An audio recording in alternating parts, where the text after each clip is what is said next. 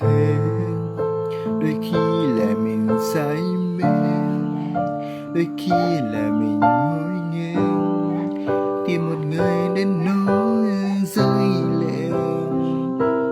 Là thế, cứu ai sẽ cần biết níu, cứu ai thì giữ trong mưa.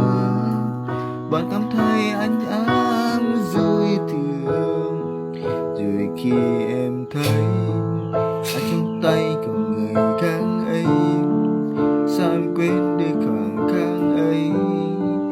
Ai mình ai hạnh phúc như vậy thì thôi, buông tay và để em đi, sẽ như ta lần đầu chỉ liền, cũng là lần cuối nghĩ suy.